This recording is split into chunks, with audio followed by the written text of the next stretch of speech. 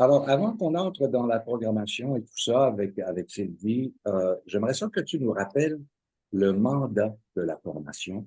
Et il y a quelque chose de pédagogique là-dedans, je trouve ça vraiment intéressant. Absolument.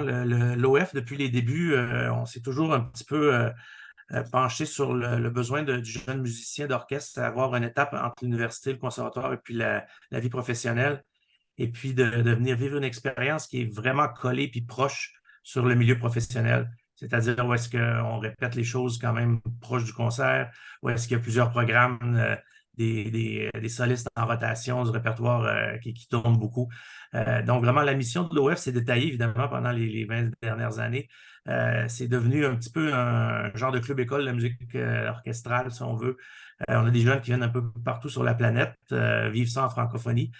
Et je dirais qu'il y a trois grands axes qui nous guident, là. C'est apprendre, innover, partager. Donc, apprendre son métier de musicien d'orchestre, innover en essayant des choses un peu flyées, la manière de présenter le concert, des collaborations avec des formes d'art avec lesquelles on est un petit peu moins habitué de collaborer. Et puis partager, ben, c'est quelque chose qui me tient beaucoup à cœur depuis les débuts, c'est que nos jeunes puissent repartir avec une expérience de mentorat, mais qu'eux vont avoir donné à d'autres jeunes aussi. Donc, pas seulement d'en avoir reçu, mais de s'impliquer dans sa communauté, de savoir qu'est-ce qui se passe. Et ça, ben, nous, on le fait avec l'organisme Garage à musique du Docteur Julien. Et puis, on le fait aussi avec un super organisme qui s'appelle Dans la rue, des jeunes adolescents en situation de sans-abri qui viennent voir nos répétitions, avec qui on prend le temps de jaser, puis qu'on invite à venir voir les concerts aussi. Formidable. Et justement, Jean-Philippe, comment sont choisis les musiciens qui font partie de l'orchestre symphonique? On fait des auditions qui ont lieu normalement au mois de mars. Donc, à quelque part à la fin du mois d'octobre, on lance tout ça, on envoie des posters, on envoie, maintenant, tout se fait vraiment plus par PDF, tout ça, là. On envoie nos informations dans les grandes écoles de musique de la planète, dans des orchestres de jeunes aussi. Et puis, on reçoit tout ça, je vous dirais, quelque part au mois de janvier, février. Et puis, dans le passé, on se déplaçait, on écoutait tout ça. Maintenant, il y a au-dessus de 300 auditions par année. Des fois, ça monte jusqu'à 500-600. Aïe, Donc, aïe. on les fait en différé, on écoute des enregistrements YouTube, et puis le jury et moi, on se départage tout ça, puis on se fait tranquillement pas vite, on part d'un gros groupe à un plus petit groupe. Et puis vraiment, c'est des auditions qui se passent comme si c'était une audition habituelle, normale, dans laquelle on prend vraiment les meilleurs candidats, ceux qu'on a le goût d'inviter à venir passer l'été avec nous. Et ce sont des jeunes de quel âge à quel âge? De 18 à 30 ans, et puis la moyenne d'âge oscille d'année en année entre 22, 23, 24 ans. Alors, dans le cadre du festival été à Québec, il y a un premier concert que vous allez transporter à la Maison de symphonie de Montréal 2 jours plus tard, c'est-à-dire les 12 à Québec au Palais Montcalm et 14 à la Maison symphonique. Alors, parlons un petit peu de ce concert où tu as un invité très spécial. Oui, on a un grand violoniste italien, M. Zanon, qui va être avec nous. Puis c'est un bonheur de l'accueillir. C'est quelqu'un avec qui on a partagé un mentor, qui est Pinkas Zuckerman, avec lequel les deux, on aura passé un bout de notre cheminement, de notre carrière. Et puis, et voilà, on le voit exactement ici. Et c'est un jeune violoniste qui, je vous dirais, qu'on connaît un début de carrière fulgurant en Europe, puis tranquillement pas vite s'installe aussi en Amérique. Il vient jouer le Mendelssohn avec nous. Au programme, on le voit également sur l'affiche présentement, on a une pièce de Simon Bertrand au Weltengeist. Simon Bertrand qui va passer une partie de l'été avec nous comme compositeur en résidence, mais aussi comme coach et professeur à deux jeunes compositeurs qui va mentorer et desquels on va jouer des pièces un petit peu plus tard dans l'été. On a une superbe pièce de Lily Boulanger qui s'appelle D'un matin de printemps, qui est magnifique et puis qui est, croyez-le ou non, là, qui est la dernière pièce qu'elle a écrite de son vivant. C'est une pièce qui a été donnée pour d'abord violon-piano, trio et piano, et la version pour orchestre est venue en 1918. Elle est décédée à 24 ans. Imaginez qu'est-ce qu'elle aurait pu écrire, cette Lily, une musique extrêmement touchante. Et puis, c'est une de ses seules pièces dans son petit répertoire, mais quand même un répertoire monstre, là, si on voit la valeur que ça a. C'est une de ses seules pièces joyeuses. Donc, c'est un autre côté aussi pour nous de découvrir Lily Boulanger, qui a écrit des choses quand même très dramatiques puis très, très intenses. Donc, c'est un grand bonheur de pouvoir offrir ça. Le concerto de Mendelssohn, évidemment. À Québec, le 12, la première symphonie de Jean Sibelius. Et puis à Montréal, on reprend presque le même programme, mais on change la deuxième partie. pour justement que les jeunes, pédagogiquement, aient à vivre justement ce programme de tournée-là, vivre l'expérience d'avoir beaucoup de répertoire. Et là, c'est quelque chose qui n'est pas joué souvent, mais qui est d'une valeur pédagogique immense, là. C'est la musique de Tristan et Isolde de Richard Wagner. Et dans une mouture qui a été préparée par Henk de Vliegler, qui est un percussionniste de la radio philharmonique de la radio néerlandaise, et puis que j'ai rencontré quand j'ai dirigé là-bas. Puis je suis reparti avec quelques CD de ses arrangements. Dans le fond, Hank a pris de ces arrangements-là et les condense un tout petit peu pour qu'on puisse donner ces grands opéras-là en version symphonique dans à peu près ce qui rentre dans une heure. Il l'a fait avec Parsifal, il l'a fait avec l'Anneau. Et évidemment, Tristan, c'est une œuvre phare, c'est une œuvre extraordinaire qui a changé beaucoup de choses dans l'histoire de la musique orchestrale classique, opératique, évidemment. Donc, pour eux, de passer à travers ça, la valeur pédagogique de cet ajout-là est super important. Et puis, il n'y a pas de chanteur. Fait que c'est vraiment des grands extraits orchestraux. Il y a quelques petits moments qui sont de la plume de l'arrangeur, mais je voudrais qu'à 99,9 % c'est du Wagner. Et c'est vraiment les transitions souvent qui ont été un petit peu réorchestrées ou réarrangées de manière à pouvoir les enchaîner. C'est une magnifique compilation. Puis, je vous dirais que c'est un voyage dans l'histoire de Tristan et Isolde à vivre. Et comment on se procure des billets, Jean-Philippe, pour ces deux concerts? C'est super facile. En allant sur notre site web, les gens sont redirigés directement vers les billetteries des deux salles. Donc, c'est orchestrefranco.com. Et puis, dans l'onglet concert, billetterie, toutes les informations sont là. On peut aller voir les sièges qui restent, choisir ses sièges. C'est très bien fait. Et puis, c'est vraiment deux programmes pour nos jeunes. Oui, c'est vrai que c'est pédagogique, puis c'est bon de lui donner, mais même je me mets dans les oreilles d'un spectateur, puis c'est bon aussi de venir les écouter. Jean-Philippe, ce qui me fascine dans ton cas, c'est que tu as l'air d'avoir 23 ans. Ah, Et en même temps, écoute, tu as une feuille de route impressionnante. Tu as travaillé un peu partout, tu as travaillé sur la planète, tu as travaillé en Europe, tu as travaillé bon. Et j'aimerais savoir ce qui te motive pour poursuivre cette mission, ce mandat, qui pour les jeunes est assez fantastique, c'est un cadeau. Moi, ça me nourrit énormément de passer l'été avec eux. Puis ça va faire 23 saisons l'an prochain qu'on a débuté ce voyage-là ensemble. Et je dirais que ça recharge mes batteries l'été, même si ça fait que j'ai pas eu beaucoup d'été où est-ce que je peux dire que je suis parti en vacances à quelque part ou que je suis allé faire ci et ça. Mais pour moi, c'est pas des vacances, mais c'est un grand bonheur. Puis c'est un moment aussi où est-ce que on peut être dans un esprit qui est différent de celui de la saison habituelle, où est-ce que tout va vite, puis les programmes sont enchaînés, puis on n'a pas souvent le temps de prendre le moment de rencontrer, puis de mieux connaître tous ces gens-là avec qui on partage la scène. Et là, ben, avec eux, l'été, ça nous donne la chance vraiment de vivre ça, de passer un moment intense, de les voir évoluer aussi. Je dirais que c'est extrêmement nourrissant là, de voir à quel niveau ils sont quand ils arrivent. Puis là, je parle de l'instrument, mais je parle aussi juste comme musicien en général, comme personne qui s'implique, puis les voir travailler avec les jeunes du garage à musique, les voir cheminer dans tout ça, de voir un peu au début, des fois, ils ont la mine basse quand ils regardent l'horaire parce qu'ils trouvent que c'est chargé, puis qu'il y a beaucoup d'activités, puis il y a vraiment beaucoup de choses extra-musicales. Puis de voir à la fin, mais que finalement, on aura essayé au moins de contribuer un petit peu à leur développement d'arriver à un moment de leur cheminement où est-ce qu'il y avait besoin peut-être d'une activité comme ça. Jean-Philippe, fais-nous un petit résumé de ta carrière.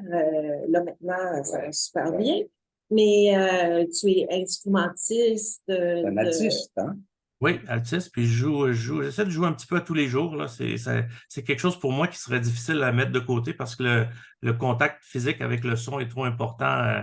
La baguette, puis tout ça, on engendre un son, on collabore, on fait toutes sortes de belles choses, mais il reste que pouvoir prendre l'instrument puis jouer quelques notes, jouer un peu de bac pour soi-même mais souvent je m'en sers pour faire des coups d'archet ou passer à travers je fais beaucoup de musique de chambre encore, ça c'est vraiment quelque chose qui pour moi est très important pour les oreilles, mais pour le bien-être mental aussi. C'est une partie du répertoire qui est extraordinaire. J'aurai même la chance cet été sur un des 3 concerts de musique de chambre de jouer avec quelques-uns des étudiants.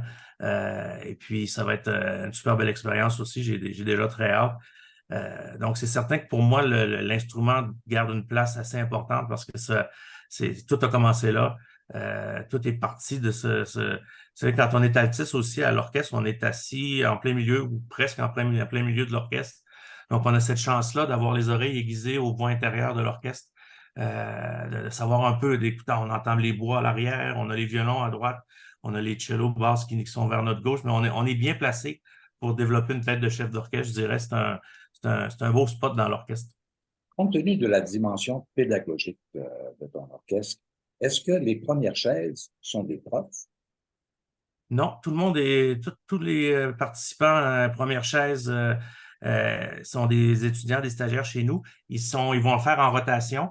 Donc, dans les cordes, entre autres, suite aux auditions, on invite les gens et quand ils arrivent ici, les premières journées, on refait quelques séances d'audition de placement pour leur donner une deuxième chance, justement, de nous montrer qu'est-ce qu'ils ont, puis de voir où on les place. Et là, ben, c'est la chirurgie de construire des sections sans mettre nécessairement les plus avancés en avant, les moins avancés à l'arrière. On essaie de balancer tout ça pour qu'une section ait du mordant puis ait de l'énergie partout et que les gens apprennent l'un de l'autre aussi. Donc, on essaie de balancer tout ça. C'est un travail de haute voltige, je vous dirais, là, mais c'est vraiment les coachs viennent jouer avec eux dans les premières journées, mais pas dans les positions de chef d'attaque. Ils jouent souvent dans le fond et puis c'est super agréable de les avoir là aussi, mais vraiment, le travail se fait en sectionnel un tout petit peu au début. Donc, ils vont travailler les violons avec un coach de violon, les cello basses avec un coach de basse ou de violoncelle, les bois par instrument aussi. Mais on n'en fait pas énormément. C'est simplement nous donner la chance d'un petit peu de dépoussiérer le répertoire, de se donner une longueur d'attaque pour ce qui s'en vient. Parce que vraiment, le gros du travail, c'est les tout titres d'orchestre, puis on leur en fait. Le répertoire change. Hier, on répétait Sibelius. Demain, on est dans Wagner toute la journée. Il y a un soliste qui arrive. Il y a des pièces contemporaines qui arrivent aussi au compte-gouttes. Donc, il y a vraiment un travail il faut qu'ils apprennent à aiguiser leurs antennes assez rapidement. Jean-Philippe, qui sont ces coachs qui travaillent avec les jeunes de l'orchestre? On a une super équipe de profs avec nous. On a des gens qui viennent un peu de partout au Canada, différents orchestres, d'Europe aussi. Quelques exemples, un de nos profs de violon, c'est Hélène Collerette, Oui, violoniste qui vient de oui. chez nous au Saguenay. Son père était mon professeur au Cégep de français. Et je savais pas qu'Hélène était, c'est-à-dire quand je l'ai rencontré la première fois, je savais pas qu'Hélène et son père étaient père et fille. J'avais pas fait le lien, tout ça. Ça a été super amusant comme expérience. Mais Hélène est le violon solo du Philharmonique de Radio France depuis un bon bout de temps.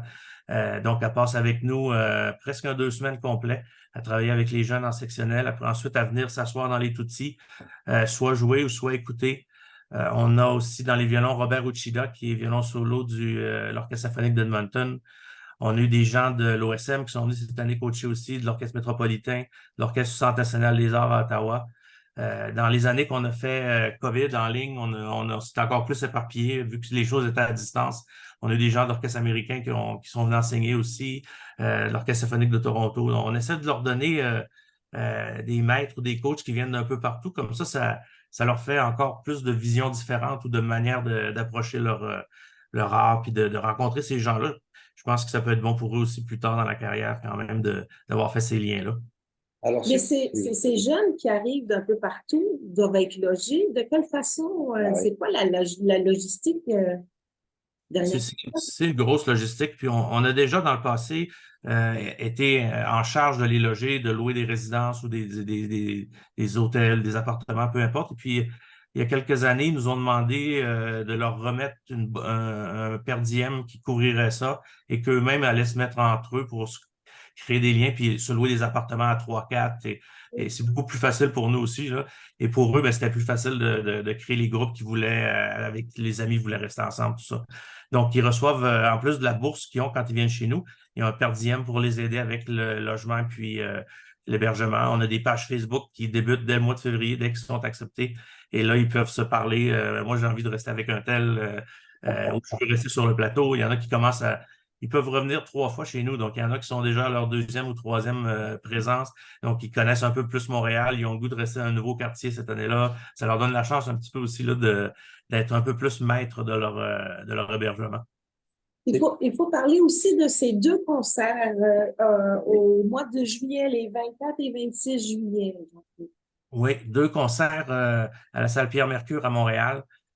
Deux concerts dans lesquels on va pouvoir entendre, entre autres, les deux jeunes compositeurs qui vont passer l'été avec nous, qui ont été choisis à la fin d'un programme que Simon Bertrand avait mis sur pied. On le fait depuis plusieurs années parce que c'est important aussi pour nous de découvrir qui sont les nouvelles voix, qui vont être les prochains Simon Bertrand, entre autres, à qui on va commander des œuvres, parce que nous, c'est pas seulement un devoir, c'est un plaisir de commander une œuvre à chaque saison, des fois deux, que le jeune puisse vivre ce processus avec le compositeur, de l'avoir assis avec nous aux répétitions, ce qu'on peut pas faire avec la plupart des compositeurs qu'on joue. Donc ça, juste ça, c'est un grand bonheur.